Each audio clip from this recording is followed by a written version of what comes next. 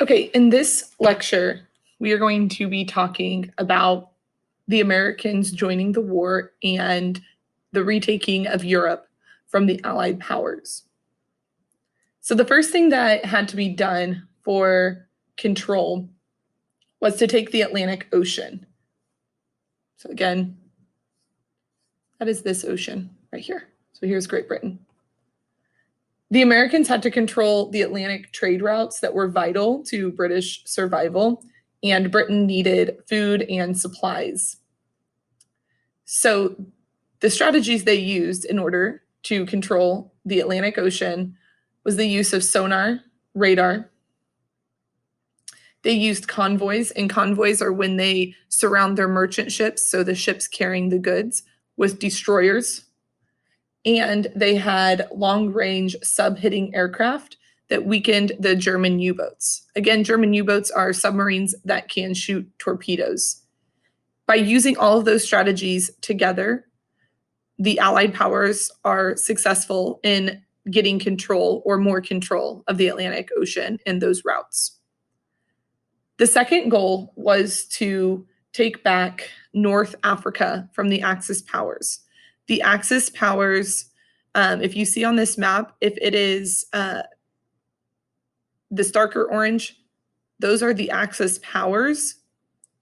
If it's the lighter orangish yellow color, those are areas that were under Axis control. So you can see this entire eastern side and all of North Africa here, and also France.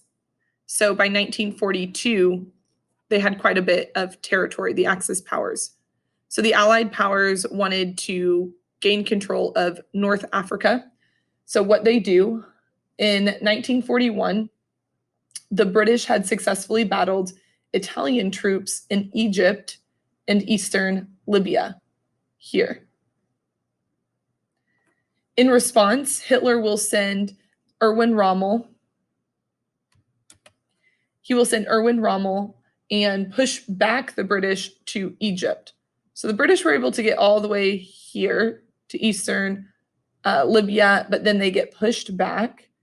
And then the British general, Bernard Montgomery, pushes back and wins a significant battle called El Alamein in 1942. After that, the US Allied troops land in West Africa, here. And together, the Allied troops squeeze the Axis powers because they're attacking from both sides, and they push them back up into Italy. Then Roosevelt and Winston Churchill meet in 1943 at a conference in Casablanca. This is called the Casablanca Conference. And at the Casablanca Conference, they map out their strategy for the rest of the war. There are two parts to this strategy.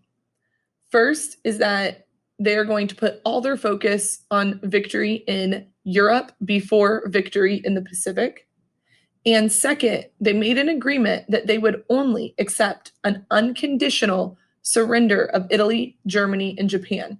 They would not accept any other type of surrender from Italy, Japan, and Germany. The US troops in these battles are led by General Dwight D. Eisenhower, and he will later become a US president.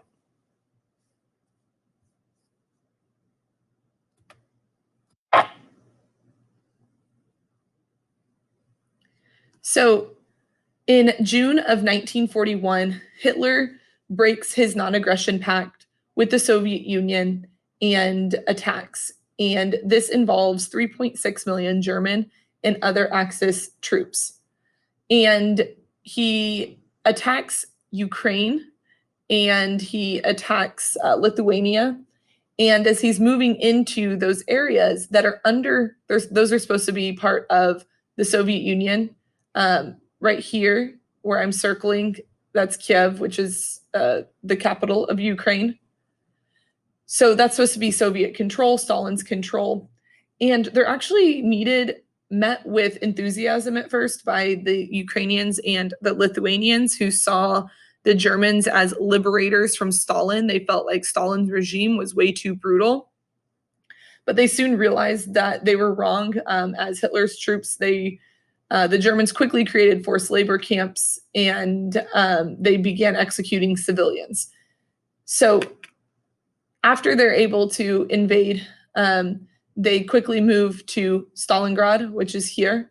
You guys have read about Stalingrad in your European battles packet. So they move into Stalingrad, and this ends up being quite a lengthy battle. And it's not long before the German troops have Stalingrad surrounded. So then Stalin pushes Roosevelt and Churchill to start attacking from the west, and he wants to divide Germany into a two-front war. But instead, Churchill convinces Roosevelt that they're going to attack what's called the soft underbelly of Europe, and they're going to attack coming in from Italy rather than a long, risky war from the west.